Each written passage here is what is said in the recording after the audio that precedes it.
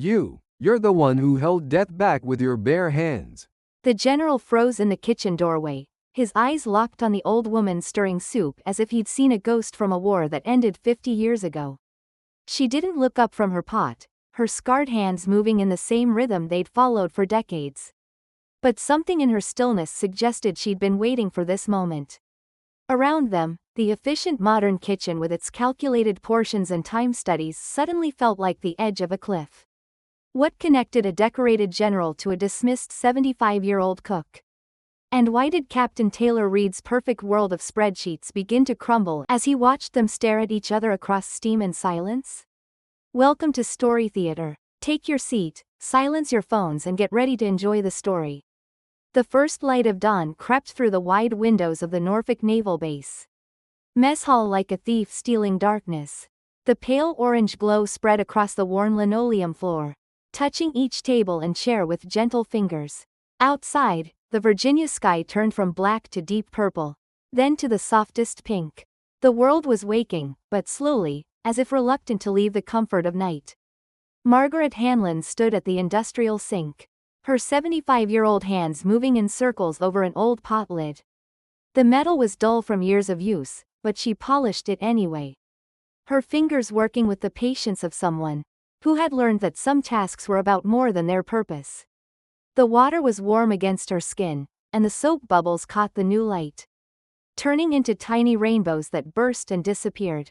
Her hands bore the map of a lifetime. Thin white scars crossed her palms and fingers like roads on an old chart. Some were straight and clean. Others wandered, jagged and rough. Each one told a story she never spoke aloud. The kitchen wrapped around her in familiar silence. The refrigerators hummed their low song. The coffee maker dripped its steady rhythm. But the loudest sound came from the big pot on the stove.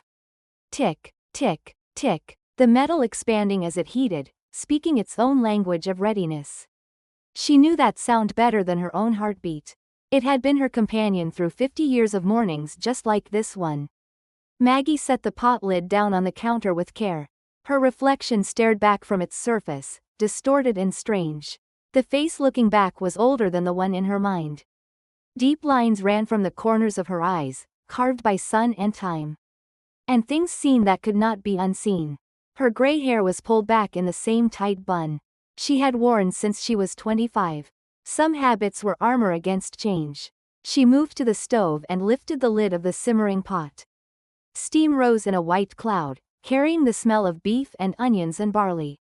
The scent filled her lungs and triggered something deep in her chest. For a moment, she was not in Norfolk but somewhere else entirely. Somewhere with red dirt and screaming and the copper taste of blood in the air. She blinked hard, forcing herself back to the present. The kitchen solidified around her again. Safe, quiet, real. Her lips moved without sound at first. Then whispered words meant only for herself. They said nurses remember too much. The faces, the smell of iron and smoke. She stirred the stew with a wooden spoon worn smooth by her grip. Maybe that is how we keep them alive. Inside us. The memories lived in her bones. They woke with her each morning and lay down with her each night. Young men with eyes full of fear calling for their mothers. The weight of a soldier's hand going limp in hers. The particular silence that came after the last breath left a body. These things had carved themselves into her, deeper than any scar on her skin. But there were other memories too. Jokes told to make a dying boy smile. The miracle of fever breaking after 3 days of prayer and cold compresses. Young men learning to walk again on legs that should not have worked. These memories were lighter, but no less permanent. They balanced the darkness, kept her standing.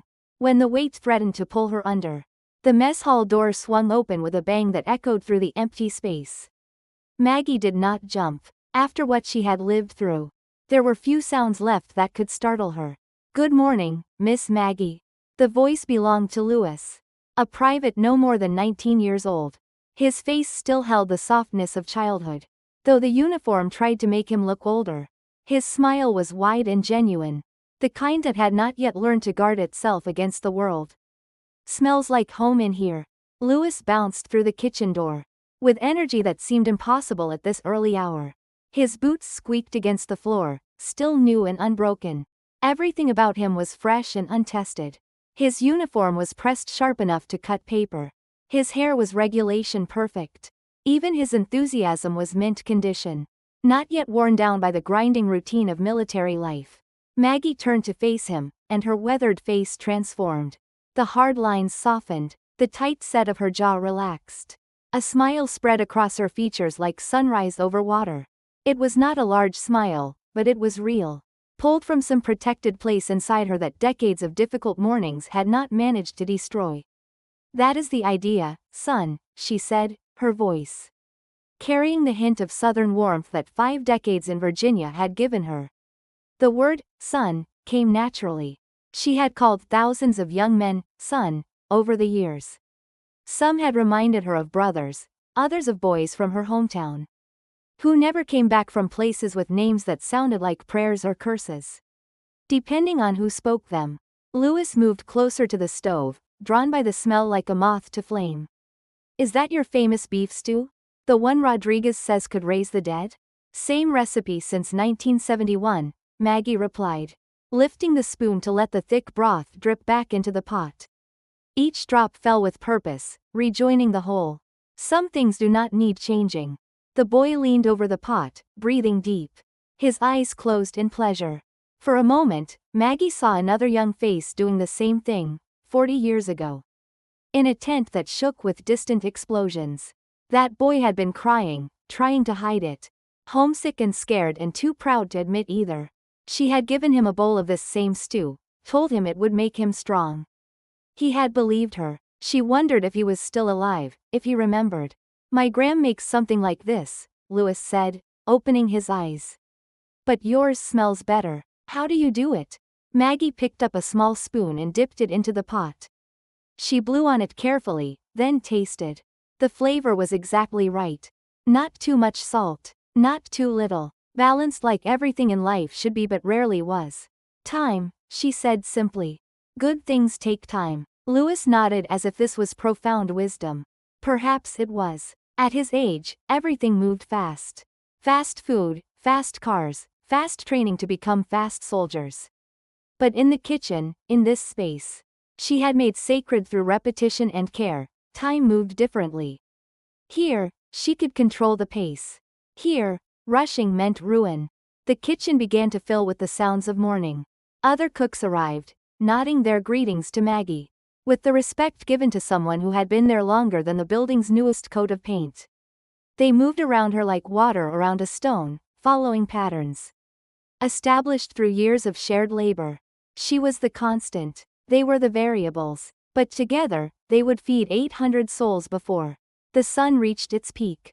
Maggie returned to her pot, adjusting the heat with the precision of long practice. Her scarred hands moved with confidence, each gesture purposeful and sure. She added a bay leaf, then another. She ground black pepper until the amount felt right in her palm. Cooking was not science here. It was instinct refined by repetition until it became art. The mess hall beyond the kitchen doors began to stir. Voices carried through the walls.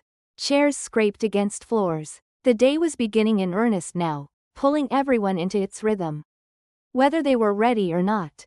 Soon the line would form. Hungry young people with empty stomachs and full schedules would file past, taking what she offered. Most without thinking about the hands that made it. But that was all right. Maggie did not cook for recognition. She cooked because it was what she knew how to do. Because in a world that had shown her how quickly things could be destroyed, creating something warm and nourishing felt like a small rebellion against chaos. Because every bowl of stew was a promise that, despite everything, there would be comfort. There would be care. There would be something that tasted like home. Even when home was very far away. She looked at Louis, who had found an apron and was tying it around his waist. Ready to help without being asked. Good boy. The kind who would check on wounded friends before tending his own injuries. She had learned to spot them early. These natural caretakers hiding in warriors' clothing. "Come on then," she said, handing him a ladle. "Let me show you how to serve it proper. Not too much in one bowl. Everyone gets fed, or no one does." Louis took the ladle like it was a sacred object. His face grew serious with the responsibility. Maggie watched him practice the motion. scooping air from an empty pot, and felt something ease in her chest. The work would continue. Someone would remember. The recipe would outlive her, passed hand to hand. Like a letter from the past to the future. Outside, the sun climbed higher, painting the mess hall windows gold.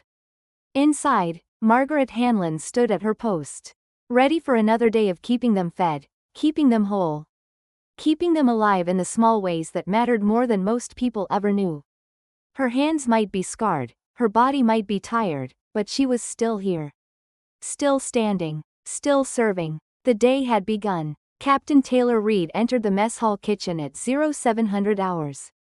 His 36-year-old frame moved with mechanical precision, each step measured and exact. His uniform was pressed to knife edges, shoes polished to black mirrors. He carried a tablet like a weapon and a coffee cup like a prop. The morning rhythm of the kitchen stuttered and stopped. Cooks who had been laughing now stood straighter. Hands that moved with practiced ease now trembled slightly. The comfortable chaos of breakfast preparation transformed into nervous energy. Maggie watched from her position at the stove. Her wooden spoon never stopped its slow circles through the beef stew. She had seen his type before. Young officers who mistook cruelty for strength, who believed numbers could capture truth. They came and went like seasons. She remained. Taylor began his inspection at the potato station. Patricia, 8 years in this kitchen, tried to peel faster under his gaze. The peeler slipped. Blood beaded on her thumb. Taylor typed notes on his tablet. Inefficient technique, he announced to the screen. 12 seconds per potato. Should be 8. 4 seconds wasted per unit. 600 potatoes daily equals 40 minutes lost productivity. Patricia's face burned red. Her eyes found Maggie's across the kitchen. Maggie gave the smallest nod. Keep working. Stay calm. Patricia returned to her potatoes, blood mixing with the dirty water. Station by station, Taylor found fault. Bacon cooking at 350 instead of 375. Toast too dark, wasting 23 cents per slice. Eggs scrambled in dozens when 15 would maximize pan usage. His fingers tapped the tablet screen after each observation, recording inefficiencies like a collector cataloging specimens. The kitchen fell silent except for bubbling stew and Taylor's typing. He approached Maggie's station with measured steps. Steam rose from her pot in lazy spirals. His nose wrinkled at the smell. Your name? He asked, though his tone suggested he already knew. Margaret Hanlon. Most call me Maggie. He did not use the familiar name. How long have you been cooking here, Margaret? 47 years come November. His eyebrows rose slightly. Another note. That is a long time to do the same thing the same way. Her spoon kept moving. Clockwise 3 times. Counterclockwise 3 times. Some things are worth repeating, Captain. Repetition without evolution is stagnation. The words sounded borrowed, hollow. This kitchen needs modernization. We are not running a restaurant. We are operating a fuel distribution center for military assets. Assets. The word hung wrong in the air. Maggie had heard soldiers called many things. Heroes, boys, sons, never assets. Budget is 18% over parameters, Taylor continued. Food costs can be reduced 30% through supplier negotiation and menu simplification. Labor costs cut 25% through efficiency improvements. Each percentage felt like a small wound. Maggie's eyes lifted from the stew, met his for one heartbeat. She saw him as temporary weather. He saw her as an obstacle. Her gaze wavered slightly, the only sign his words had impact, before returning to the pot. Starting tomorrow, Taylor announced to the room, new procedures. Standardized portions, simplified menus, time targets for each dish. Anyone unable to adapt will be reassigned. No exceptions for seniority. Lieutenant Paul Rivers stepped forward from the coffee station. 28 years old, with kind eyes and steady hands. Captain, there is more to food than fuel. Taylor turned, finding another inefficiency to correct. Lieutenant Rivers, I was not aware nutritional science was part of your expertise. It is not about science, sir. It is about morale. These people, Paul gestured to the cooks, to Maggie, provide comfort. A taste of home. Something human in an inhuman life sometimes. Sentiment. Exactly what leads to waste and inefficiency. Sentiment makes soldiers fight harder. A meal that reminds them of grandmother's kitchen is worth more than any percentage. Taylor's jaw tightened, knuckles white on the tablet. I am not interested in opinions, Lieutenant. I am interested in measurable, quantifiable results. Maggie stirred through their exchange, the spoon moving with erosion's patience. Her mind drifted to other kitchens, other arguments. In war, she had learned, time could kill you. A second too slow with a tourniquet. A minute too late with morphine. Every moment had weight and consequence. But in cooking, time healed. Slow simmers that turned tough meat tender. Patient rising of bread dough. The gradual melding that transformed ingredients into something greater. Time was not the enemy here. It was the secret ingredient, unmeasurable in spreadsheets. Funny, she whispered to the stew alone, how men still fear waiting. Taylor listed new regulations. 7 minutes for breakfast preparation. 5 for lunch. 10 for dinner. Pre-portioned ingredients weekly. Standardized recipes without deviation. Cooking times monitored and logged. The kitchen staff stood frozen, faces showing exhaustion not from labor but from having work stripped of meaning. Patricia held her bloody peeler. The griddle boy had let bacon burn, bitter smoke mixing with morning air. Maggie tapped her spoon 3 times against the pot's edge. Every cook recognized this signal.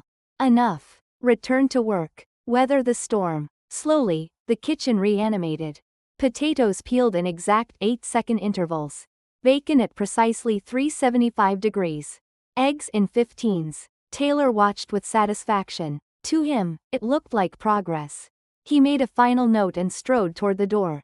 Tomorrow, 0600. Full staff meeting. Mandatory attendance. The door banged shut like a gunshot. Nobody moved. Then Maggie stirred again, breaking the spell. Paul approached her station, troubled. He does not understand. No, she agreed. Someone should explain. You cannot explain water to someone who has never been thirsty. You cannot explain home to someone who has never been lost. What will you do? She lifted the spoon, watched stew drip back, resumed stirring. What I have always done. Cook. Feed them. Wait. Wait for what? A small movement at her mouth's corner. Almost a smile. For time to do what time does. Change things. Change people. Even men who think they cannot be changed. Paul touched her shoulder gently before Patricia called him away. Maggie stood alone, stirring while the kitchen reorganized around Taylor's new order. But the stew cooked at its own pace, following its own timeline, refusing to be rushed or improved. Like Maggie herself, it would take the time it needed. Ready when ready, not when spreadsheets demanded. Morning sun climbed higher, filling the kitchen with light no efficiency could improve. In that light, Maggie's scarred hands continued their ancient work, keeping time with rhythms older than regulations, stronger than commands, deeper than any percentage could measure. The pot's gentle bubbling spoke its own language, not of seconds saved or costs reduced, but of patience and care and the slow transformation of simple things into sustenance. This was her rebellion, quiet and constant as breath. She would not argue or fight. She would simply continue, one stir at a time, one meal at a time, one day at a time. Young soldiers would still come hungry and leave fed. They might not know her name or notice her scars or understand what she gave them beyond food. But in their bellies would be something more than calories. Something that tasted of dedication and time and the peculiar love that comes from feeding strangers as if they were family. Taylor could measure portions and time preparations and calculate costs down to pennies. But he could not measure what happened when a 19-year-old boy, far from home and scared of tomorrow, tasted something that reminded him of his mother's kitchen. He could not quantify the comfort in familiar flavors or the strength drawn from knowing someone cared enough to cook slowly, carefully, with attention to more than just efficiency. These things lived outside spreadsheets, beyond regulations, in the space between hunger and satisfaction where human needs were met by human hands. Maggie understood this, had understood it through 47 years of mornings just like this one. And she would continue understanding it long after Taylor and his percentages had moved on to improve some other operation that was not broken. The wooden spoon circled through the stew. Clockwise 3 times. Counterclockwise 3 times. A meditation in motion. A prayer without words. A promise kept one rotation at a time. The morning had turned gray outside the mess hall windows. Clouds gathered like old wounds over Norfolk Naval Base, promising rain that would not come for hours yet.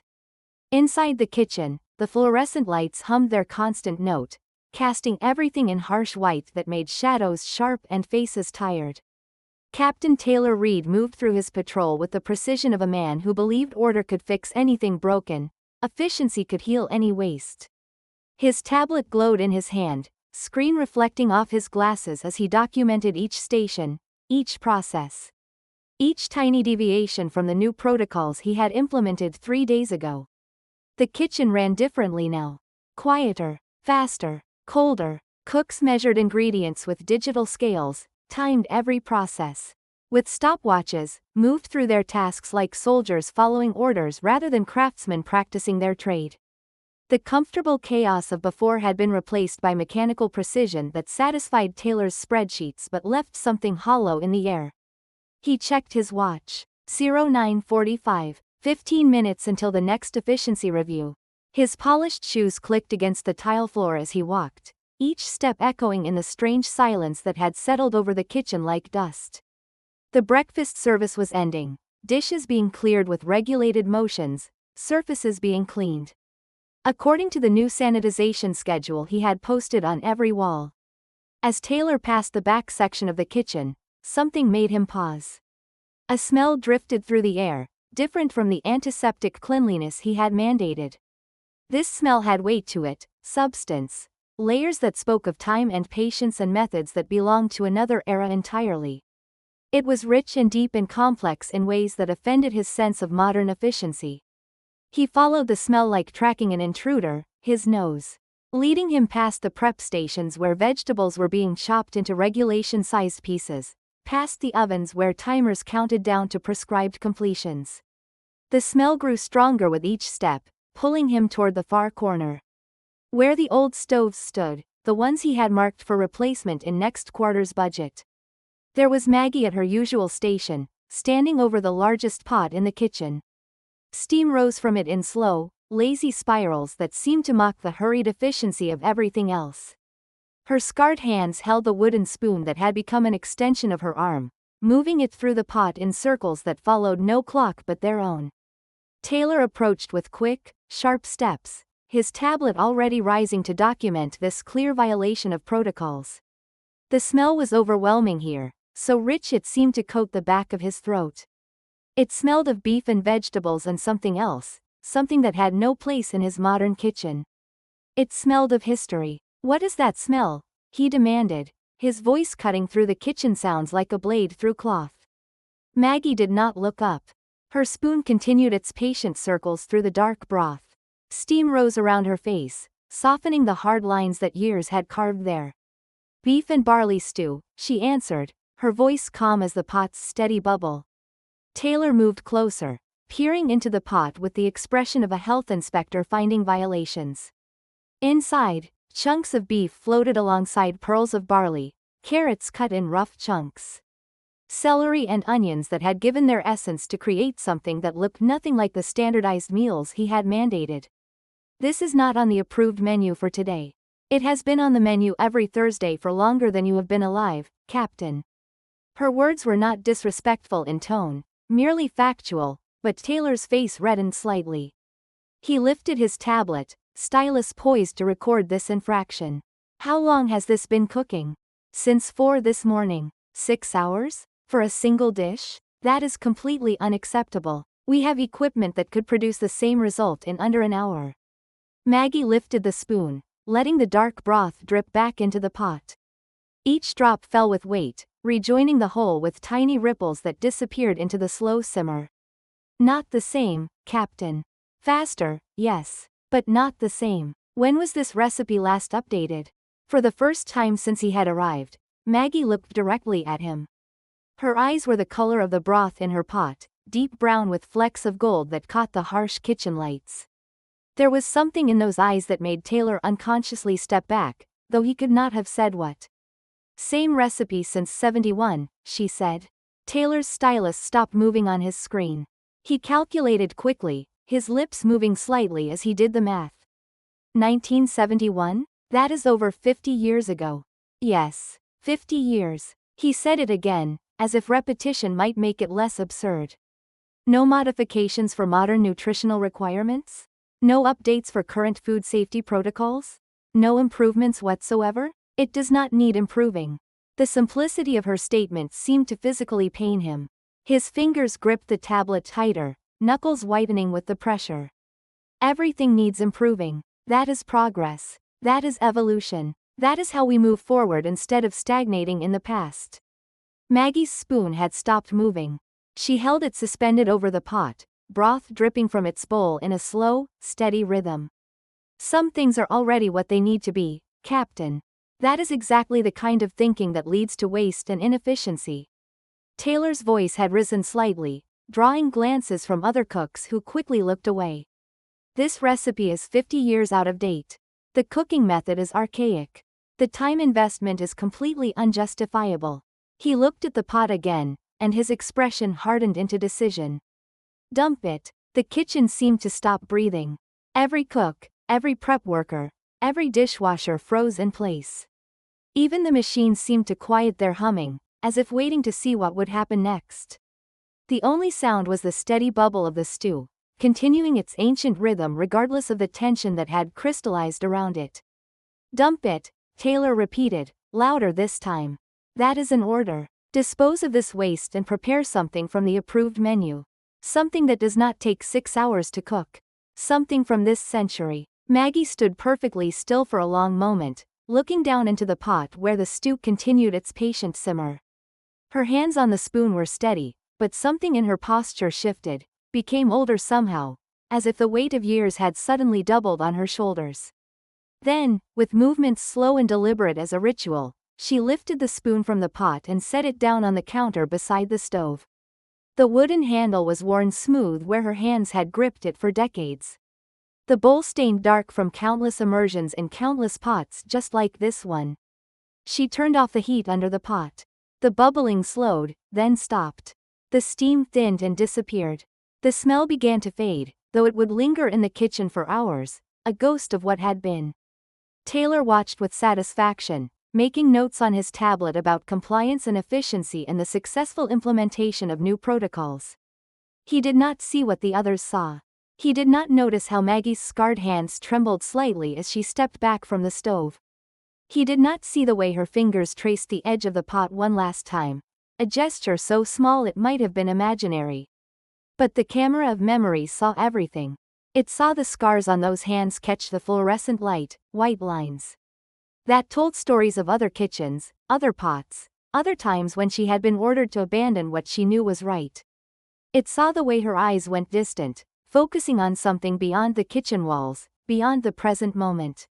The smell of the stew still hung in the air, but now it was mixing with something else.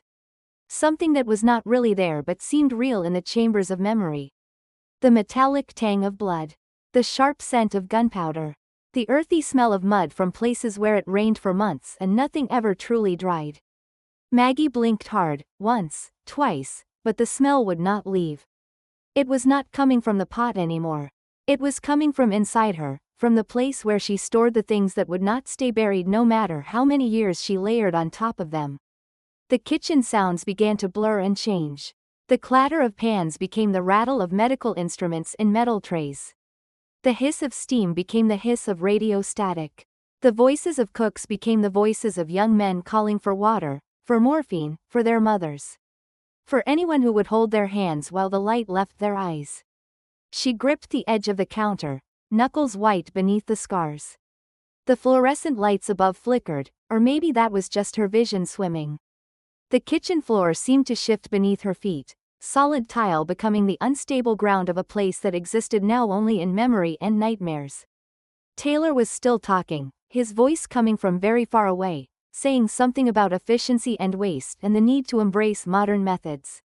But Maggie was not in the kitchen anymore. She was in a tent that smelled of canvas and blood and disinfectant. Where a pot of stew simmered on a portable stove because sometimes the only medicine that worked was the memory of home. The taste of something familiar in a place where nothing else made sense. The flashback was beginning. The world was red and screaming. Inside the field hospital tent at Quang Tri, Everything moved in chaos that had its own terrible rhythm. Canvas walls shuddered with each explosion, rippling like water disturbed by stones. The air was thick with smells that would never leave the memory of anyone who breathed them. Blood and mud and disinfectant. Sweat and fear and the peculiar sweetness of gangrene. Smoke from fires that burned somewhere beyond the tent, mixing with the copper taste that coated the back of every throat. Margaret Hanlon was 25 years old, though the face that looked back from the surgical instruments was older. Her brown hair was pulled back in the same tight bun she would wear for the next 50 years, already becoming her armor against the chaos. Her nurse's uniform, once white, was now a canvas of stains that told the story of a shift that had lasted 36 hours and showed no signs of ending. She bent over a soldier whose name she did not know, would never have time to learn. Her hands moved with desperate precision, suturing a wound that ran from his shoulder to his elbow. A red canyon carved by shrapnel from a mine that had taken 3 of his friends and left him screaming on a jungle trail until the medics found him. "Stay with me," she shouted over the cacophony of suffering that filled the tent. Her voice was hoarse from hours of shouting the same words to different faces, all of them young, all of them broken in ways that should not have been possible. "Look at me, stay with me." The soldier's eyes were rolling back, showing white like a frightened horse. He was maybe 19, with a face that still held traces of childhood beneath the dirt and blood. His lips moved, forming words that had no sound, probably calling for someone who was thousands of miles away. Someone who did not know yet that their son was bleeding out on a table made of plywood and prayer.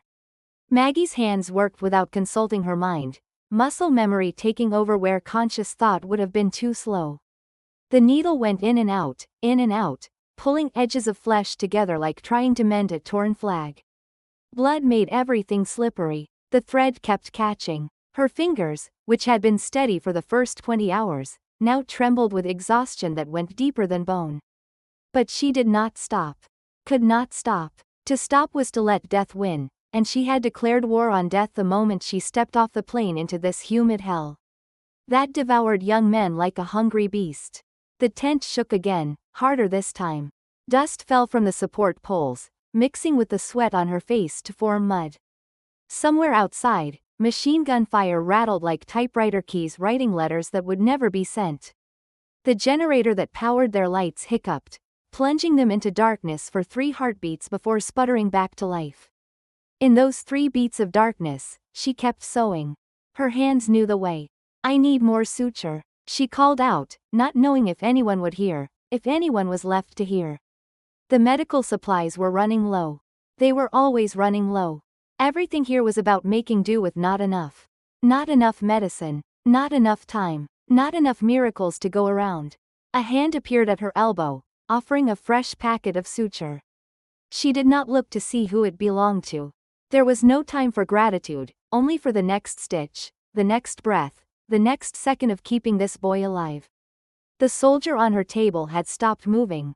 For a moment, her heart crashed against her ribs, thinking she had lost him. But then his chest rose, fell, rose again. He was unconscious but breathing. Sometimes that was the best you could hope for. She tied off the last suture and stepped back, her legs nearly buckling from standing in the same position for so long.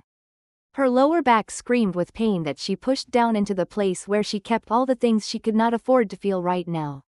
The hunger that gnawed at her stomach. The thirst that made her tongue feel like sandpaper. The knowledge that for everyone she saved, 2 more died while waiting for their turn on her table. "Next," she shouted, though her voice was barely a whisper now. They brought another one. They always brought another one. This one was older, maybe 26, with lieutenant's bars on what remained of his uniform.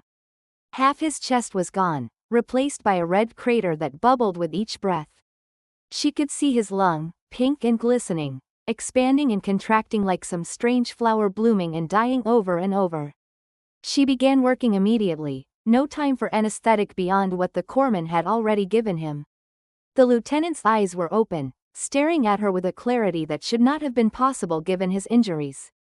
They were green, the color of the jungle that had tried to kill him, but there was something in them that made her pause for just a fraction of a second.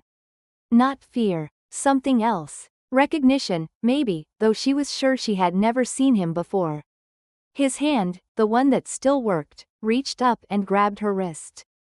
Not hard, just enough to get her attention. His lips moved, and she leaned closer to hear. "You have the steadiest hands I have ever seen," Lieutenant Robert Harrison whispered, each word a victory against the blood filling his throat. She looked at her hands, covered in his blood, shaking with exhaustion, and almost laughed at the absurdity. But when she looked back at his face, she saw he meant it. In all this chaos, in all this horror, he had found something to admire. It was so unexpectedly human that tears threatened to spill from her eyes. "Save your strength," she told him, gently removing his hand from her wrist. "You are going to need it." His name, she would learn later when checking the casualty lists, was Robert Harrison. He would survive this day and many others. He would go home with scars that matched hers in different ways. He would become a general. But right now, he was just another broken body that she was trying to piece back together with needle and thread and will. She worked on him for 2 hours. 2 hours of holding his insides inside. 2 hours of stopping blood that wanted to escape. 2 hours of fighting death for ownership of one more soul. Her hands moved beyond exhaustion into some other state, where the trembling stopped and everything became clear and sharp and precise.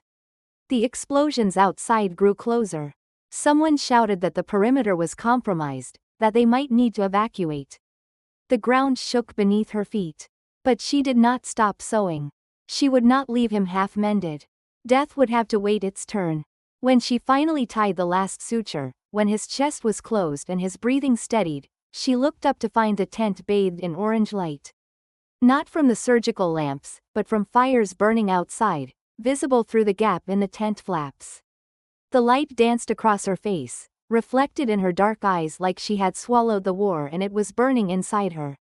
For a moment, she stood perfectly still, needle in hand, watching the flames.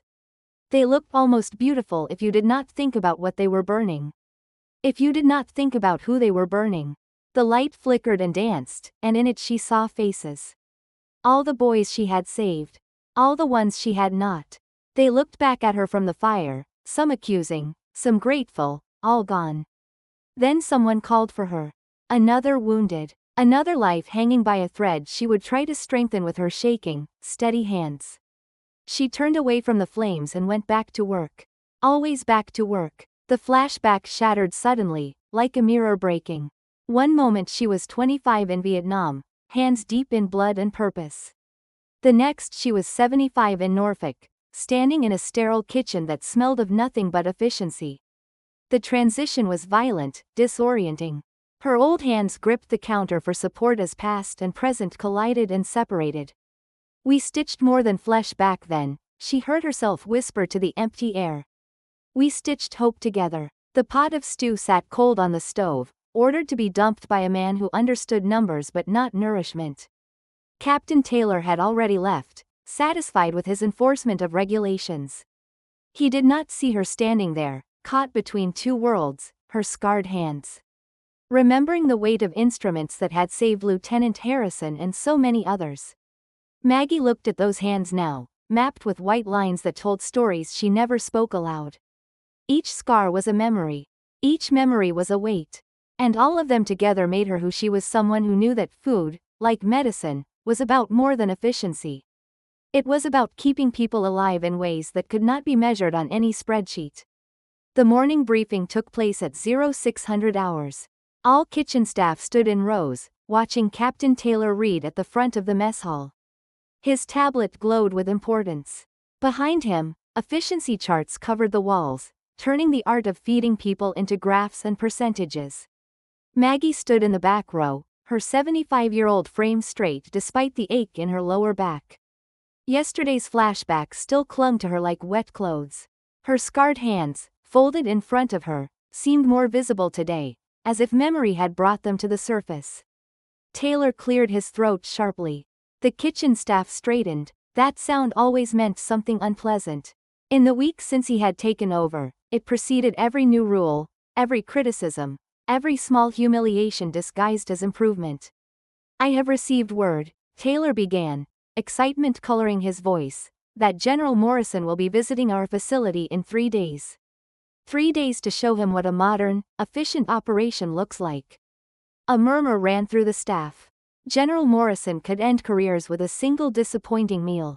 Several older staff members glanced at Maggie with looks Taylor could not read.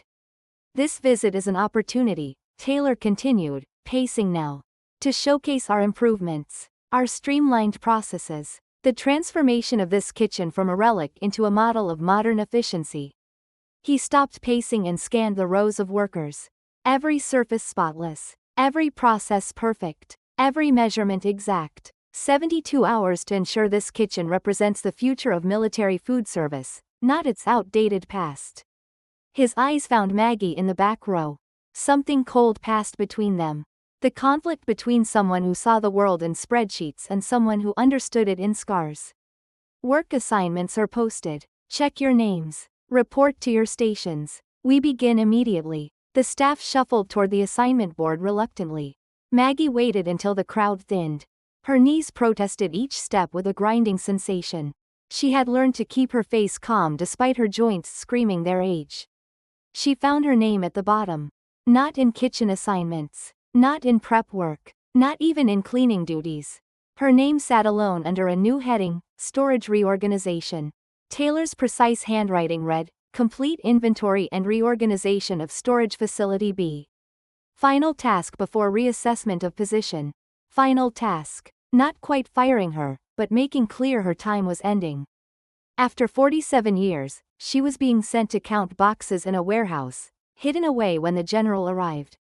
Storage Facility B was the oldest building on the food service complex.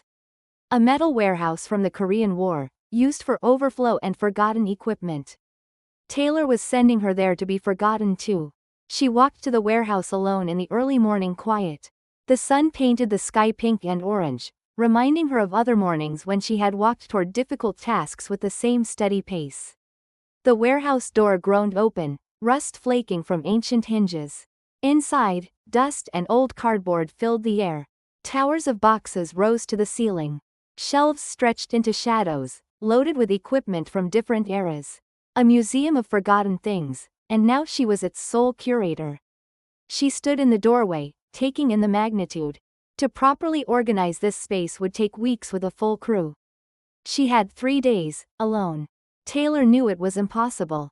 That was the point. Give her a task she could not complete, then use the failure as justification. But Maggie had been given impossible tasks before. She rolled up her sleeves, revealing thin arms that still carried memory of strength, and began. Old menu cards from the 1980s went in the disposal pile. Tarnished but serviceable utensils went in another pile for cleaning. Box by box, she created order from chaos. Her joints protested every movement. Lightning through her knees when bending. Shoulders grinding like broken glass when reaching. Her lower back a constant flame spreading up her spine. But she did not stop. She had worked through worse pain, in worse places. By noon, she had cleared one corner. Sweat stung her eyes. Her scarred hands gained new cuts from cardboard and rust. A splinter embedded in her palm. She pulled it out with the same efficiency she had once used for shrapnel. She was struggling with a heavy box when footsteps echoed behind her. Not Taylor's confident stride, but lighter, more hesitant steps. "You should not be doing this alone," Paul Rivers said. The lieutenant stood in the doorway, changed into work clothes, carrying water bottles and sandwiches from the commissary. "This is my assignment," Maggie said without hostility. She had recognized something good in Paul from the beginning. "I checked the board," Paul said. "Mine says kitchen prep, but the kitchen seems fine without me." He set down the supplies. "Funny how I got lost and ended up here." A smile tugged at her mouth, her first in days. Terrible sense of direction for an officer. The worst. Paul looked around, jaw tightening with anger at the impossible task. "This is wrong. You know that, right?" Maggie reached for water, moving carefully. Arthritis made opening the bottle an adventure in pain management. Right and wrong are luxury words. Sometimes there is just what is and what must be done. Paul lifted the heavy box with youthful ease. "Let me help, please." Pride demanded refusal, but pragmatism won. The job needed doing, and her body was reaching limits. She nodded, a gesture that cost more than Paul would know. They worked in companionable silence. Paul lifting heavy boxes, Maggie sorting contents efficiently. He did not take over, just helped, following her lead. As they worked, Maggie noticed things. A thin scar on his left hand. How he favored his right leg slightly. The tension in his shoulders from weight carried too long. He had his own stories. I was in Afghanistan, Paul said suddenly. 2 tours. Medical corps, like you in Vietnam. Different war, same wounds. You were a medic? Physician's assistant. Learned quick that healing is not just medicine. Sometimes it is reminding people they are human. Sometimes it is a hot meal that tastes like home. Taylor does not understand that. No, he does not. Paul paused. How do you stand his disrespect? Maggie continued sorting old ladles. I have done harder things in worse places. The words triggered memory. Suddenly she was back in 1971. The tense support pole, damaged by shrapnel, threatening to collapse on wounded who could not move. Others busy with patients. Someone had to hold it. So she held it. 25-year-old Margaret wrapped her arms around the splintering pole and became a human support beam. 3 hours. Muscles screaming. Splinters driving into her arms. Blood from her wounds mixing with blood on her uniform. She held because letting go meant death for 12 men. Arms numb after 1 hour. Back seized after 2. By 3, she existed beyond pain, continuing through will alone. When help came, she collapsed. But the tent stood. The men lived. The memory faded. She was holding a serving spoon like it weighed tons. Miss Maggie, are you all right? She set down the spoon, hands trembling. Yes. Just remembering. Paul did not push. He had his own moments when past became more real than present. They shared this without discussing it. They continued working through afternoon. More boxes sorted. Shelves organized. The warehouse looked less forgotten, more purposeful. Not perfect in 3 days, but better. Sometimes better was all you managed. As sun set, they carried trash outside. Both tired, dirty, satisfied despite the impossible nature. Same time tomorrow? Paul asked. She looked at this young officer who spent his day helping an old woman with a punishment assignment. Who saw her worth when his superior could not. I will be here. Paul started leaving, then stopped. Miss Maggie, for what it is worth, you are exactly where you should be. The kitchen needs you. We need you. Before she could respond, he was gone, walking with the slight limp she now knew to watch for. Maggie stood alone in gathering darkness, feeling the weight in every joint and muscle. Tomorrow would hurt worse, but she would be here. She would continue, because she had done harder things in worse places. Because standing up sometimes meant refusing to lie down. After 47 years of feeding the hungry, she would not let one man with a tablet decide her worth. The warehouse door closed with a rusty groan. Inside, their work was barely visible in the vast space. But it was a start. Sometimes a start was all you needed. The rest was time and will and strength from surviving worse. She walked to her apartment, each step negotiating with protesting body. But head high, shoulders straight as possible. Tomorrow she would return. She would finish what Taylor meant to be impossible. Because that is what she did. Who she was. Who she had always been, from that tent in Vietnam to this warehouse in Norfolk. Someone who did not quit. Someone who held up what needed holding. Someone who did harder things in worse places and lived to do them again. Gray clouds pressed down on Norfolk Naval Base like a weight. The third morning had come, and with it, the end Maggie had been expecting. She stood in the warehouse at dawn, her body a map of 3 days' punishment. Swollen fingers, purple bruises, a back that burned with each breath. The warehouse was half transformed, shelves organized, equipment sorted. Half done. She knew it would not be enough. The door opened with sharp precision. Captain Taylor Reed entered, tablet glowing in his hand, footsteps echoing through the space. He walked past the organized shelves without acknowledgement, past the sorted equipment as if it did not exist. He had come with a decision already made. He stopped 10 feet from where Maggie stood, maintaining the distance he preferred from anything that reminded him of the past he wanted to erase. His eyes swept the warehouse, taking in what had been done, what remained undone. His posture shifted, became harder, more final. "This is unacceptable," he said, voice flat and cold as the concrete floor. Maggie turned slowly to face him, her movements careful after 3 days her body could no longer easily bear. Her eyes held no surprise. She had seen this coming from the moment he assigned the impossible task. "The warehouse is half done," she stated simply. "Half is not the standard. The standard is complete. Perfect." Taylor swiped through his tablet with angry movements. 3 days. Full reorganization and inventory. You have failed to meet the parameters. The task required more time than given. The task required someone capable. His words were weapons, aimed to wound. Someone younger, more efficient. Someone who understands that in the modern military, we deliver results, not excuses.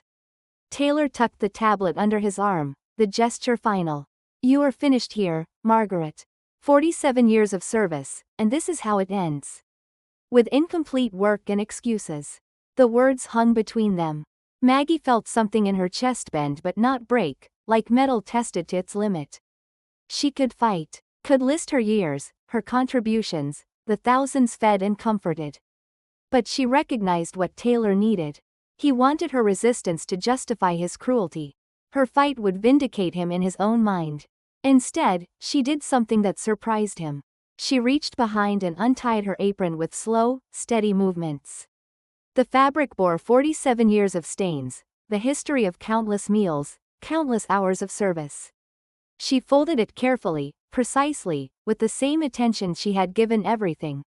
"I have been finished before," she said quietly, laying the apron on a nearby box.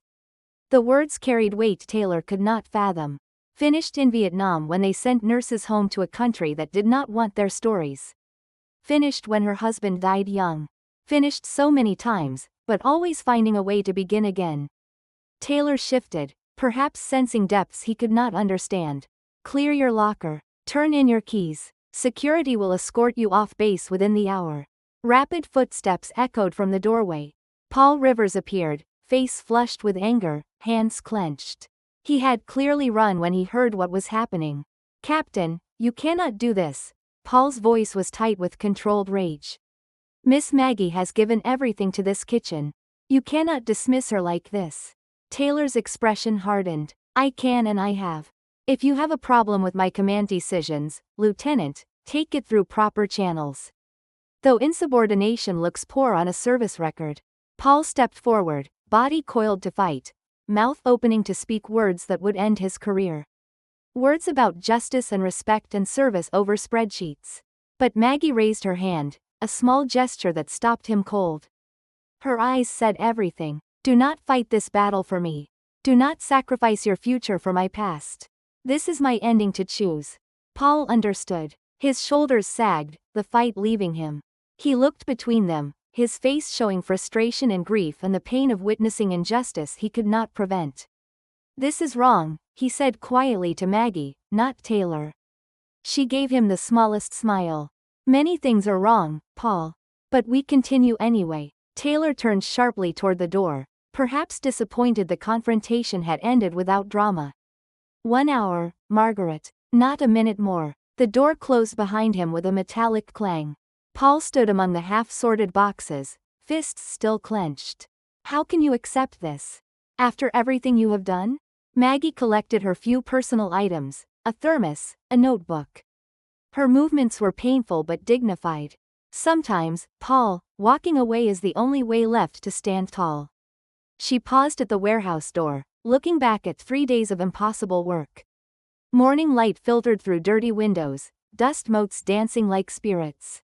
For a moment she was in a dozen places where she had worked beyond exhaustion, beyond pain, beyond what anyone should ask. But she had done it because that was who she was. "Will you return to the kitchen?" Paul asked. "To say goodbye?" Maggie considered. The kitchen had been her world for 47 years. But returning would create a spectacle, force others to choose between loyalty and their jobs.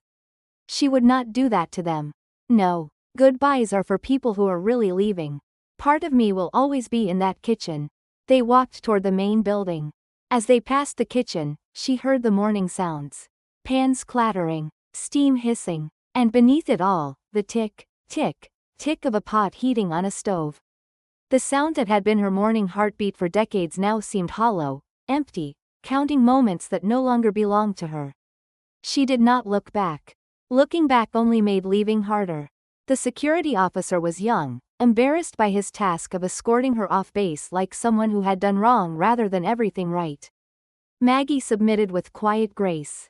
The locker emptied, keys handed over, their absence making her hands feel strangely light. At the gate, Paul stood beside her as it opened to the world beyond. "This is not the end," he said fiercely. "I will go to the general. Make them understand what they have lost." Maggie touched his arm gently. "Some fights are not meant to be won, Paul. They are meant to teach us something." What could this teach except that wrong people have power? Her eyes held 50 years of such lessons. That doing right is not about recognition. It is about the doing itself. Every meal served with care mattered then and matters now, regardless of how it ends. She walked through the gate, leaving Norfolk Naval Base behind. The clouds were breaking, showing patches of blue. The world outside looked exactly as it had yesterday and would tomorrow. Her leaving changed nothing visible, nothing measurable by Taylor's spreadsheets. But in the kitchen behind her, a pot sat cold on a stove, no longer ticking its rhythm. The absence would be noticed. First by cooks who had grown used to its comfort. Then by soldiers wondering why food tasted efficient but empty. Perhaps eventually by Taylor himself, though he would never admit it. Maggie walked away from the base, each step taking her from what had been toward whatever would come. Her body hurt, her heart hurt, but her head remained high, dignity intact. She had been finished before. She had always found a way to begin again. This time would be no different. Because that was who she was. Someone who continued, someone who endured, someone who knew that sometimes the greatest victory was in how you chose to lose. Behind her, the base receded. Ahead, the road stretched toward a horizon she could not yet see. And somewhere between ending and beginning, Margaret Hanlon walked on, finished but not broken. Dismissed but not defeated, carrying 47 years in her scarred hands and steady heart. The morning grew brighter, and she continued walking. The mess hall looked like a restaurant, not a military dining facility. White tablecloths, crystal glasses, candles that had no business being there. Captain Taylor Reed stood at the entrance, uniform pressed to knife edges, glowing with satisfaction. Today he would prove his worth. General Robert Harrison entered at 1200 hours. 76 years old, moving with earned dignity. His uniform bore 5 decades of ribbons. His face was weathered leather, deep lines from sun and time and impossible decisions. But his eyes remained sharp, green like jungle leaves, missing nothing. Taylor stepped forward with rehearsed enthusiasm. "General Harrison, it is an honor. You will be impressed with our improvements. Efficiency up 30%, costs down 25%. We have transformed this operation into a model of modern military food service." Harrison said nothing. His eyes swept the dressed-up room, the nervous staff, sensing something absent he could not name. He sat at the prepared table, movements unhurried. The meal arrived in stages. Vegetables arranged with mathematical precision. Soup measured to exactly 8 ounces. Fish cooked to exactly 145 degrees. Vegetables cut identically, arranged like blueprints on plates. Harrison looked at each dish. Did not touch his fork. Did not lift his spoon. Just sat looking with an expression growing harder with each course. Taylor's smile began faltering. After the dessert arrived, a perfect sphere of sorbet, Harrison finally spoke. His voice carried decades of command. "No stew?" Taylor blinked. "I am sorry, General. Beef and barley stew. Every Thursday for 50 years. Where is it? That recipe was outdated, sir. Inefficient. 6 hours to prepare. We have modernized the menu." Harrison pushed the sorbet away with one finger. "That stew kept half my men alive in 71. Not the calories. The fact that someone cared enough to cook it slow, cook it right." The silence had weight. Taylor opened his mouth to defend, but Harrison raised a hand, silencing him. Then, from the kitchen direction, came a sound. Soft bubbling. The quiet tick, tick, tick of metal expanding with heat. The sound grew more present, filling spaces between heartbeats. Harrison's head turned. those jungle green eyes sharpened with recognition. He stood suddenly, making Taylor step back. Without a word, the general walked toward the kitchen, following sound like following memory. Taylor hurried after, confused and worried. Kitchen staff parted as Harrison pushed through doors. The general moved with purpose past modern equipment, past efficiency charts, toward the back corner where old stoves stood. There, at the farthest stove, stood someone who should not have been there. Margaret Hanlon, wearing a white apron over simple dress, stirring a pot with a wooden spoon worn smooth by decades. Her 75-year-old hands moved in familiar patterns. 3 circles clockwise, 3 counterclockwise. Steam rose around her face, carrying the smell of beef and barley, of patience and care unmeasurable in percentages. She had returned despite dismissal, despite escort off base. Had come this morning knowing the general would visit, knowing what he needed to find. Started the stew at 4, as always, using the recipe memorized before Taylor was born. Harrison stopped 10 feet away. His body went still, seeing a ghost or recognizing an angel. His mouth opened soundlessly. Those commanding eyes shimmered with moisture. "You," he whispered. Maggie looked up from stirring. Their eyes met across 20 feet and 50 years. Her face stayed calm, but her hand trembled slightly on the spoon. She had known this moment would come. "Quang Tri," she said quietly. "You had shrapnel near your heart. 3 inches from the aorta. Most gave you 2 hours. You lasted 14. Harrison stepped forward like a man in dreams. "You saved me. I did my job. You did more." His voice strengthened with emotion. "You held my hand 14 hours. Talked about baseball, your Georgia hometown, your childhood dog. You kept me here when everything wanted to let go." Taylor stood frozen, tablet useless at his side. His perfect kitchen, his efficiency reports, all seemed like smoke. Harrison turned to the room, voice carrying authority and truth. This woman was a legend. When doctors fell, she stood. When hope died, she cooked. She saved more lives with a pot of stew than most of us did with rifles. He looked at Taylor, who seemed to shrink. "You dismissed her? Sent her away?" "Sir, she failed the warehouse inventory. She was inefficient, outdated. She is the reason I am standing here." Harrison's voice cut like a blade. "The reason hundreds made it home. Not because she was efficient. Because she gave a damn. Because she understood the difference between living and dying is sometimes just someone making you remember you are human." The general walked back to Maggie at the stove. This powerful man who commanded bases slowly, deliberately raised his hand in salute. "I never got to thank you.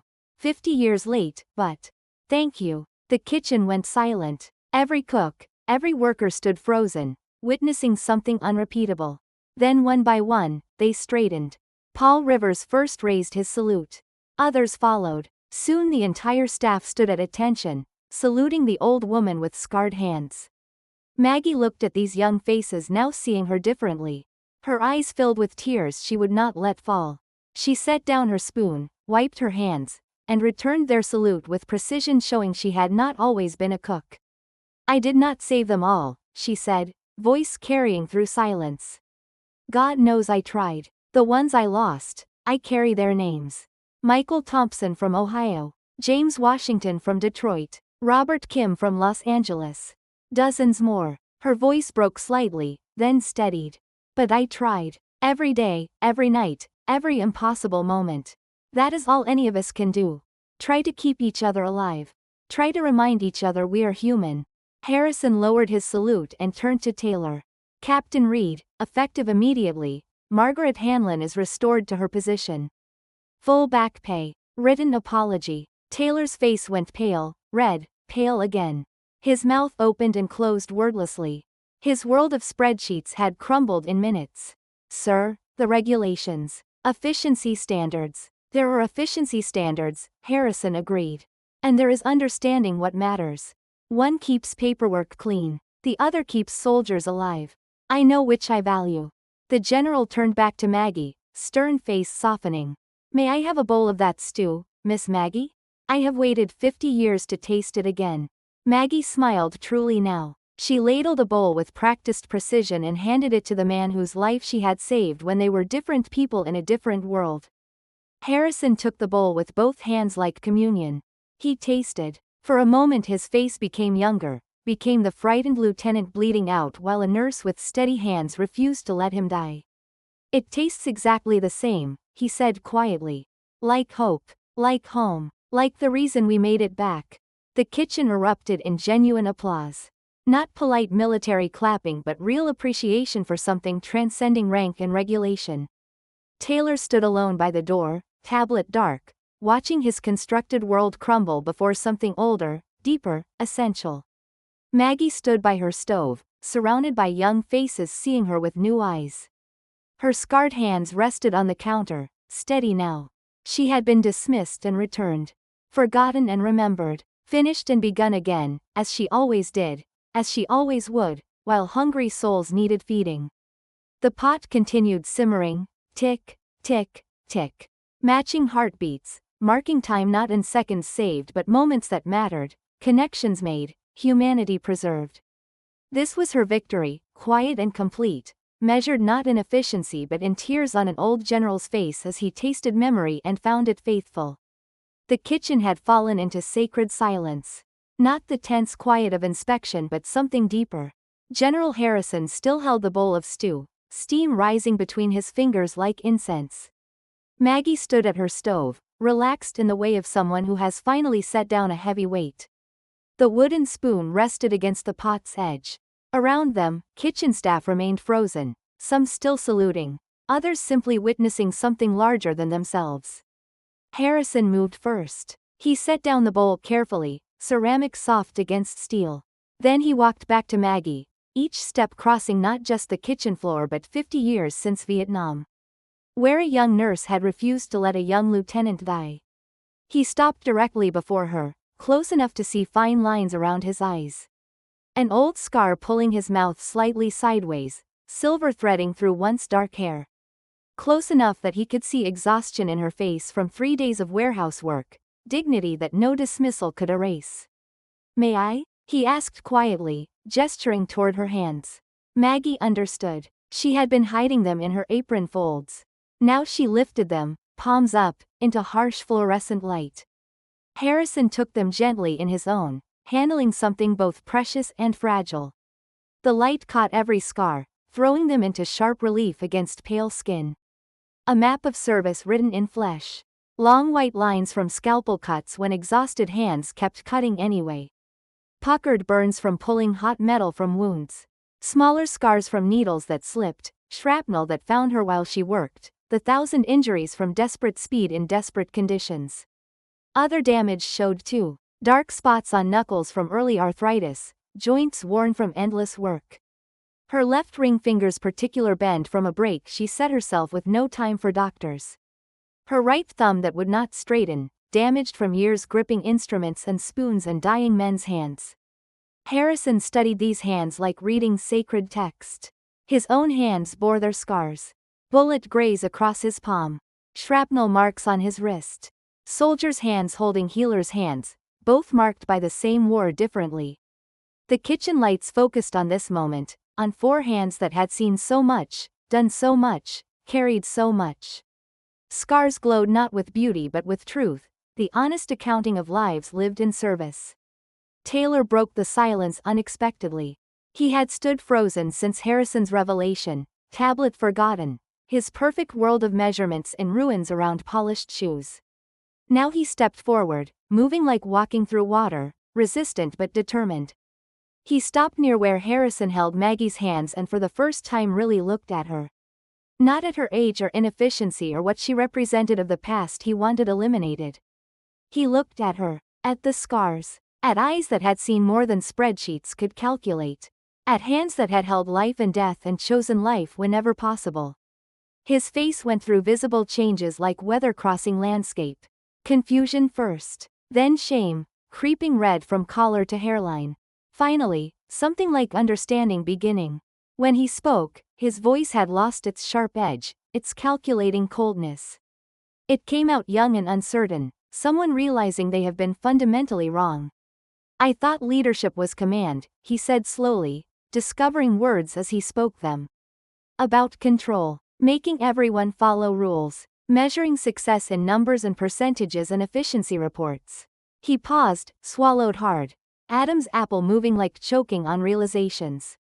His eyes moved from Maggie's scarred hands to her face, to Harrison's face, to all the watching kitchen staff. Turns out, he continued quieter, it is compassion. The word hung foreign in his mouth, something tasted for the first time. Compassion, not appearing in efficiency reports. Not graphed or calculated or improved by 30%. But making the difference between life saved and lost, between soldiers giving up or holding on, between food merely feeding bodies or feeding souls. Maggie looked at Taylor for a long moment. He could not look away. No triumph in her eyes, no satisfaction at his humiliation. Something else that made his chest tight with unnamed emotion. Understanding perhaps, or forgiveness for a wrong she never held against him. Her smile was small, quiet, barely moving her lips, but transforming her face. Years fell away momentarily. Taylor glimpsed the young woman who held up a collapsing tent pole 3 hours to save lives. Who sewed flesh by candlelight while bombs fell, who learned sometimes the only medicine was caring enough to cook soup properly. Both keep people alive, Captain, she said gently, without accusation. Command has its place. Order has purpose. Rules save lives too. She paused, eyes going to her hands still in Harrison's grip. Scars seemed to pulse with stories, each one a moment when compassion demanded more than command required. But one leaves fewer scars, she finished quietly. The truth landed physically. Taylor felt it hit his chest, making him step back. He understood suddenly. Command left scars too, just different ones. Invisible wounds from being treated as numbers, not people. Damage when efficiency mattered more than humanity. Soul scarring from being fed but not nourished, managed but not led, commanded but not cared for. He thought of his efficiency reports, his percentages, reducing humans to screen metrics. Kitchen staff who stopped smiling when he arrived, working in fearful silence instead of comfortable companionship. Meals perfectly portioned but tasting of nothing, efficiently prepared but empty of what mattered most. Harrison gently released Maggie's hands. But their image remained, burned into everyone's retinas. Those scars would not be forgotten. They had become part of the kitchen's memory, its story, why a pot of stew mattered more than all Taylor's improvements. The general stepped back. Something rippled through the room. Paul Rivers began clapping. Not sharp military applause but something softer, more personal. Hands coming together slowly, like prayer more than praise. Others joined. Patricia, who cut her thumb on Taylor's first inspection day. The cook who burned bacon during Taylor's efficiency lecture. One by one, then all at once, kitchen staff applauded. Not for rank or achievement but gratitude. For meals tasting of home. For patience with mistakes. For treating them as humans, not resources. The applause was quiet, gentle, like rain on leaves. It continued, not building but maintaining soft intensity, sustained recognition of what could not be spoken. Maggie stood centered in it all, tears finally escaping down weathered cheeks. She did not wipe them. She had earned the right to cry in 100 field hospitals and 1,000 mourning preparations, with every scar and every name of those not saved. Taylor stood apart, tablet dark, watching this woman he tried to discard being honored by people whose names he never learned. Something broke inside him, rigid and cold and certain. It hurt like circulation returning to numb limbs. But with pain came possibility. The chance to learn what he never understood. Opportunity to become more than an efficiency expert with rank. Applause died naturally like rain ending, leaving the kitchen feeling different. Cleaner though nothing scrubbed. Newer though equipment unchanged. Truth had washed through, clearing accumulated misunderstanding, leaving freshness and possibility. Maggie wiped her eyes with her apron corner, the gesture natural and practiced from 1,000 times before. She looked at these young faces who had witnessed something they would carry through their service years. Then she did what she always did. Turned to her stove, picked up her wooden spoon, began stirring. The pot responded with familiar tick, tick, tick. Metal expanding. Heat doing patient work. Time taken because some things could not be rushed. The sound of compassion choosing the harder right path. Scars earned serving others. A kitchen returning to its purpose. In that sound, that simple rhythm of spoon through stew, was the lesson no efficiency report could teach. No percentage capture, no spreadsheet contain. Feeding people was more than calories. Leadership more than command. Highest service was not doing things right but doing right by others, even when it scarred, especially when it scarred. Because those scars proved compassion chosen over convenience, humanity preserved in inhuman conditions. Love stubbornly practiced where neither required nor expected but desperately needed. The lesson was written in Maggie's scarred hands stirring the pot. Everyone in that kitchen, even Captain Taylor Reed with his suddenly meaningless tablet of numbers, understood they had been taught something worth more than all the world's efficiency. 3 days had passed since General Harrison's visit. 3 days since everything changed while returning to what it should have always been. Morning sun painted Norfolk Naval Base gold, catching on something new above the mess hall entrance. A wooden sign, varnish still fresh, letters carved deep and filled with paint the color of home. The Hanlon Hall, it read, simple and dignified. Inside, the kitchen had transformed. Not with Taylor's efficiency charts but something deeper. Same equipment, same tiles, same lights. But the space breathed differently. It had remembered how to be alive. Maggie stood at her familiar station, the one she occupied for 47 years. White apron clean and pressed, gray hair in the tight bun that was her armor. Ready for whatever came. The large pot sat on the stove, beginning its morning song. Tick, tick, tick went the metal heating, familiar as her heartbeat. Steam rose lazy, carrying beef and barley scent, patience and time, care unmeasurable by spreadsheets. She held the wooden spoon that had stirred thousands of pots, held thousands of hands, refused to let go when letting go would have been easier. Her hands trembled slightly now as she stirred. Not from fear but from age and exhaustion and accumulated weight of years. The tremor was new, started after the warehouse, after dismissal, after restoration. Her body finally admitting what her spirit never would. 75 years was long to carry what she carried. The spoon moved through stew in eternal pattern. 3 circles clockwise, 3 counterclockwise. Tremor made movement less smooth but no less purposeful. Each rotation a promise kept, tradition maintained. Declaration that some things continue regardless of metrics or methods. She watched ingredients swirl together. Beef releasing essence into broth. Barley swelling with flavor. Vegetables surrendering individual identity to become something greater. Ancient alchemy, transforming simple things into sustenance, comfort, memory. Her mind drifted as she stirred, moving between past and present fluidly. She saw herself at 25, hands steady despite chaos, pulling shrapnel from a lieutenant who would become general. At 40, teaching young cooks that food was medicine for more than bodies. At 60, fighting retirement suggestions with fierce determination. Now at 75, she stood here still. Changed but unchanged. Older but undefeated. Body might tremble but purpose remained steady. Once, I stitched their wounds, she whispered to the steam, the pot, the kitchen that was more home than any house.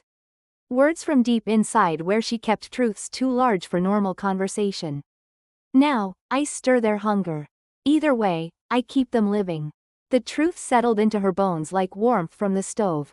She had traded needle for spoon, sutures for salt, battlefield medicine's drama for daily nourishment's constancy. But the work's core was same.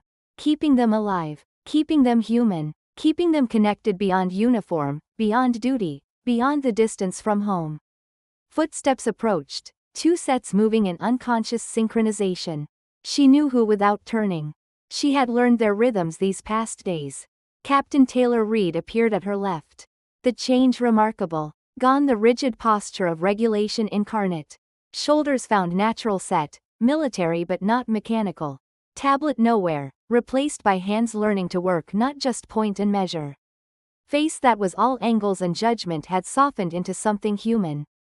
Lieutenant Paul Rivers stood right, wearing the easy smile of someone who watched justice prevail and helped it happen. His presence steady and warm, bridging old ways Maggie represented and new world Taylor was learning. He had become, unnamed but understood, the translator between efficiency and compassion. They stood together at the stove. 3 generations united by steam and patient bubbling of a pot that outlasted several wars and would outlast more. Morning light caught them in tableau that would make painters weep. Old woman with trembling hands who saw too much. Young officer learning strength's many forms. Reformed administrator discovering humans were more than resources. Taylor cleared his throat, softer now, uncertain. He held a salt container, looking at it like it contained universe's secrets. Fingers turned it slowly, reading the label like foreign language he was beginning to understand. How much salt? He asked, voice carrying new humility. Simple question, but Maggie heard everything beneath. How much is enough? Too much? How do you know? How measure unmeasurable? How cook with heart, not just heat? She looked at him, this young man who tried destroying everything she represented, now trying to learn it. Transformation had not been instant or complete. She watched him struggle these past days, fighting instinct to measure and calculate. Saw him write notes then crumple them, understanding finally some knowledge could not be written. Paul watched quietly, ready to help but understanding this was teacher-student moment needing no intermediary. She smiled, expression transforming weathered face into something almost young. Small and real, like flower through concrete, proof beauty existed anywhere if stubborn enough. Enough to remember, she said, taking salt from Taylor's hands. Held it over pot, not measuring but feeling. Crystals fell like tiny stars into broth, disappearing but leaving essence. Not enough to regret. She handed container back. Taylor took it like sacred text. Stared at her, pot, back at her. Face showing frustration of someone used to exact measurements trying to understand poetry. But how do you know? Almost plaintive. What is enough? Too much? Maggie dipped clean spoon, brought up broth. Blew gently, cooling, tasted. Face neutral, considering. Added another pinch, stirred, tasted. Nodded satisfied. You learn, she said simply. Taste. Adjust. Remember what worked, what did not. Pay attention to faces eating what you cook. Notice when they savor versus rush to fill stomachs. Learn difference between feeding bodies and souls. Taylor watched with intensity of memorizing crucial formula. But this was wisdom, not formula. Wisdom could not be memorized, only earned through experience, attention, care. Paul took his taste, face lighting with appreciation. Perfect, Miss Maggie. Like always. Nothing is perfect, Maggie corrected gently, eyes pleased. But it is good. Good is enough. Good with care beats perfect without. They stood in comfortable silence. Only bubbling pot and distant dining hall preparation sounds. Kitchen crew moved around them differently now. Ease in movements. Conversation in work. Someone humming. Someone laughing. Kitchen remembered being not just functional but alive. Taylor picked up knife. Began chopping carrots for next batch. Movements careful, precise but not mechanical. Found middle ground between chaos and rigid control where efficiency and humanity coexist. Beside him, Paul worked onions, eyes watering but smiling. Maggie watched them work. These young men, unlikely allies in battle between old and new. Found way forward honoring tradition and innovation, compassion and competence. Kitchen more efficient now than before Taylor arrived, but efficient with heart. Orders filled faster but food tasted of care. Costs reduced but not at expense of quality or dignity. She turned back to pot, adjusting heat with practiced ease. Hands trembled gripping spoon but stirring stayed steady. Tremor just another thing to work around. You adjusted. Continued. Did what needed doing regardless what body wanted to quit. Morning progressed with dance rhythm everyone knew. Prep for lunch. Cleaning from breakfast. Endless cycle of feeding those who served. Different now. Work had meaning beyond metrics. Every meal an act of care. Every plate a reminder of home. Every 6 hours stewed pot declaring some things worth the time. Sun climbed higher, filling kitchen with blessing light. Maggie felt something not felt in years. Not happiness exactly, carried too much sadness for simple happy. Not satisfaction, always more work. But something like peace. Peace of being where belonged, doing what meant to do, surrounded by people who finally understood why it mattered. Hands might tremble, body might protest. Time running shorter each day. But she would continue stirring, feeding souls, keeping them alive in ways that mattered, until hands could not hold spoon. When that day came, she knew others would continue. Taylor with newfound understanding, Paul with bridging wisdom, others learning feeding people was more than food, leadership more than command, highest calling not efficiency but compassion. Pot bubbled on, rhythm steady as heartbeat. Tick, tick, tick went metal, marking time not in seconds but service. And Maggie stirred on, trembling hands steady in purpose, scarred fingers sure in work, keeping them living as always had, always would, one pot at a time. Evening came to Norfolk Naval Base gentle as a mother pulling blankets over sleeping children. The sun descended behind buildings, painting everything amber and shadow.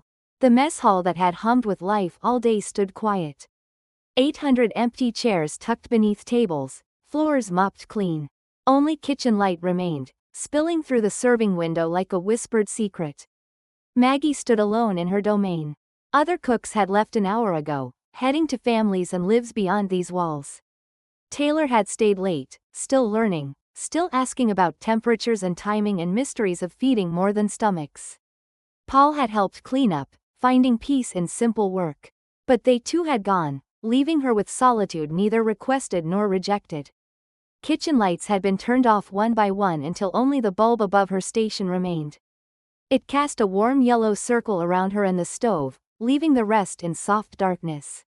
Shadows stretched long, turning equipment into strange shapes. Refrigerators hummed their nighttime song. The dishwasher stood silent, steam still wisping from edges.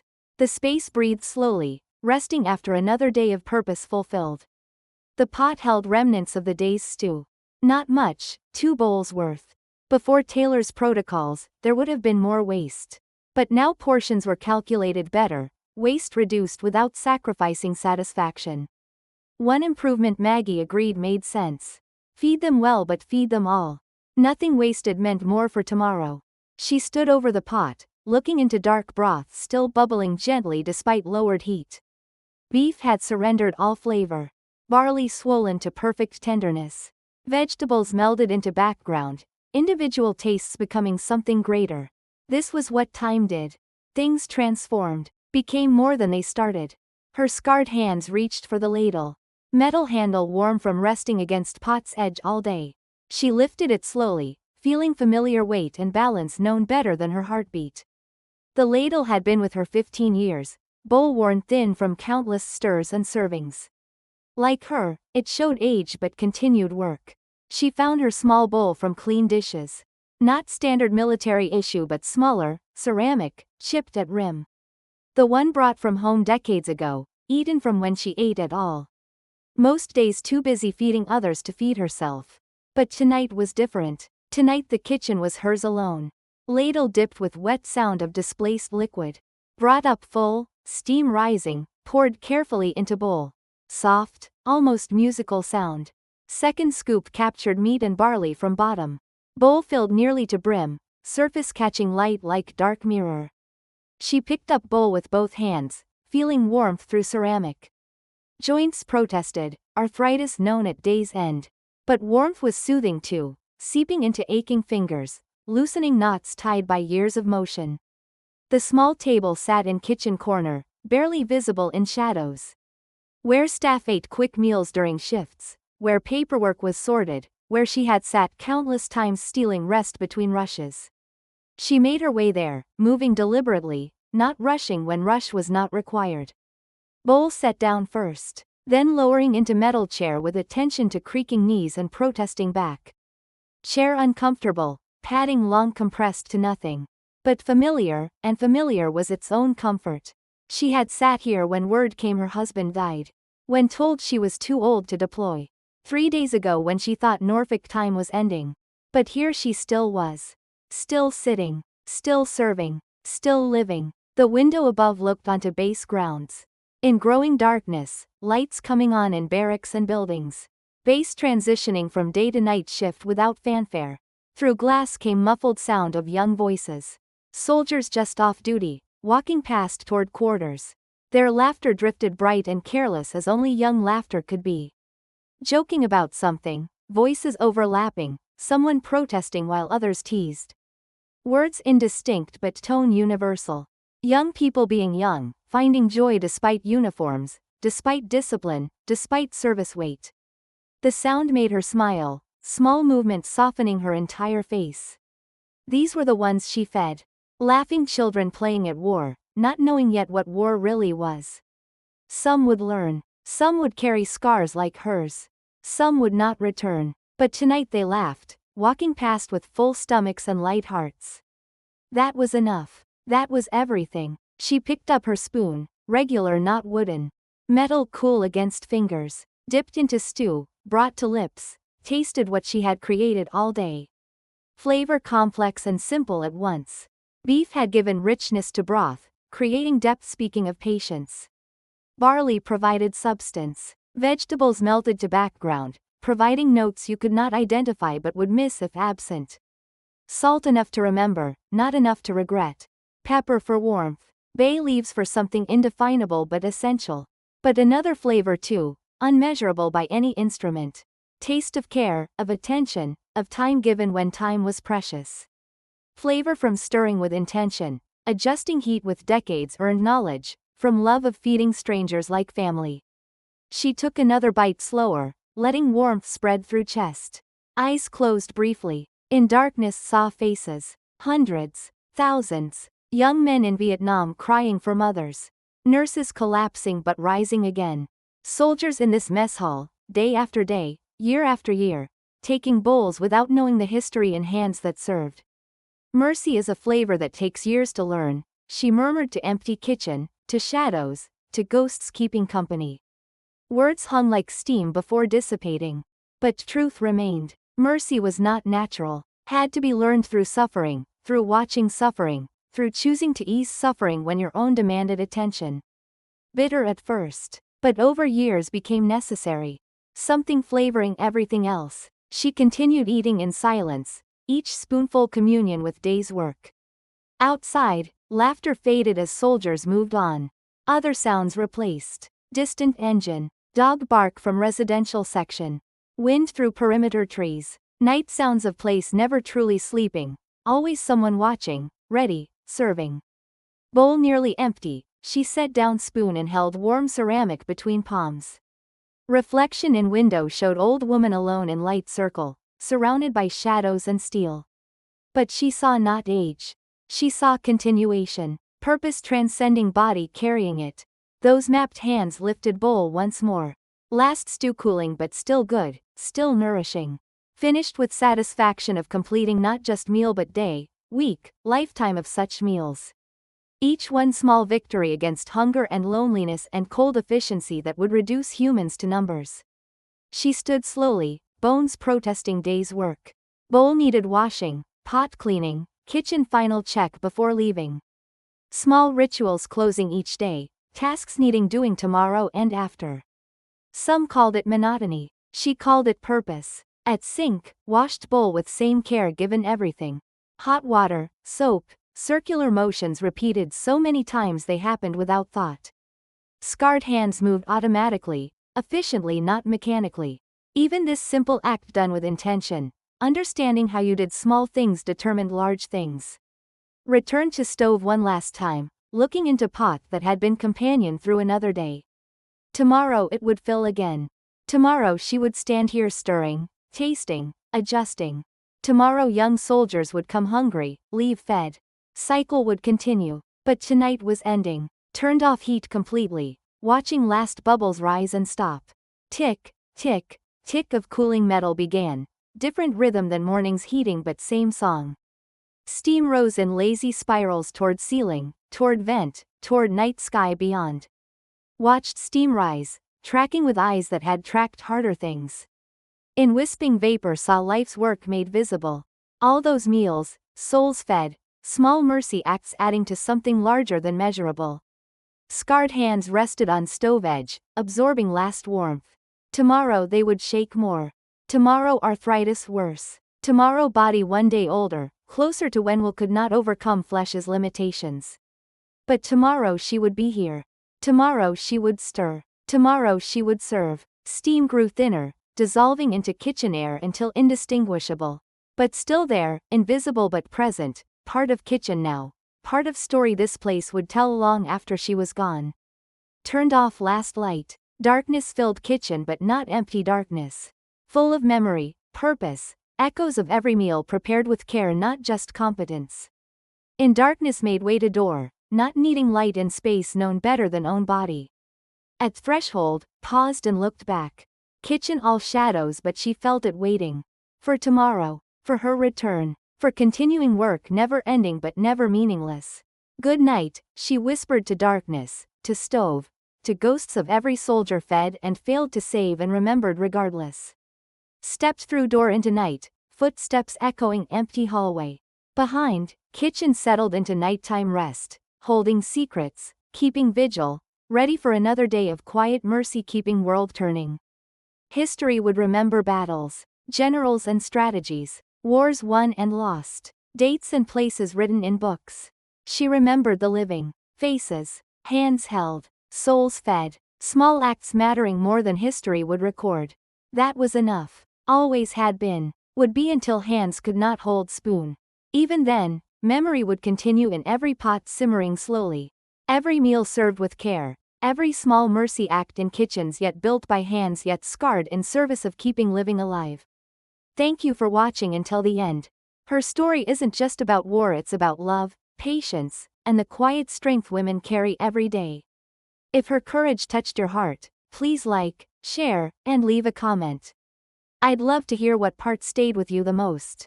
This has been Story Theater.